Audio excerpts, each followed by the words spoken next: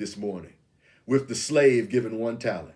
But if we fail to understand that slave's bitter anguish, the frustration of that slave's life, and why that slave felt so boldly pushed to the brink of bearing the potential for their own actual freedom, then we may never truly face the reality of why we have so many things in common with that slave in that parable today.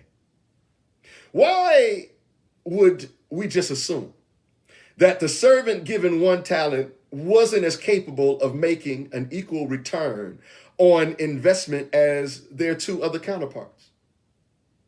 Beloved, I believe that the Holy Spirit has instructed me to say all of these things, not to glamorize the choices and decisions of the stubborn servant that buried their single given talent, rather to warn each and every called and elected individual out there that have found themselves doing the exact same thing.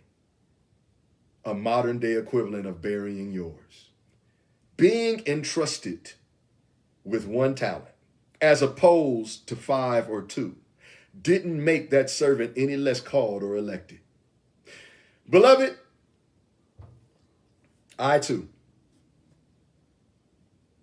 in all honesty and disclosure, this morning, I too, in times past, have buried gifts and talents lent to me on borrow from the Holy Spirit in protest of what I didn't feel was right or fair in my life.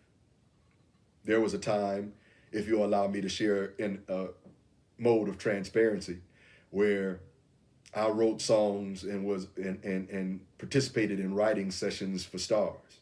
Now I find it hard to pick up a pen to write anything. Heck, it's even hard working on these sermons from week to week. I'm not trying to garner pity. I'm just giving you an explanation and letting you know, before you try to run from this text, realize that Shepherd Man is right there with you. If we're going to receive help, we got to tell the truth. I too have buried gifts and talents lent to me on borrow from the Holy Spirit in protest of what I didn't feel like was right or fair in my life. I'm going to hold this thing captive until I get what I want. I too have walked in bitterness when I was trusted with blessings. Wow.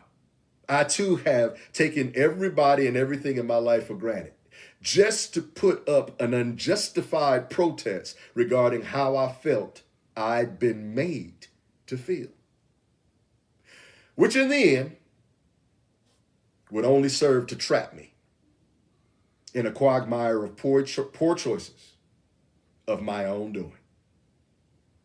Because everyone else around me at the same time saw what I saw as something that I should bury, as an opportunity that should flourish. Lord have mercy.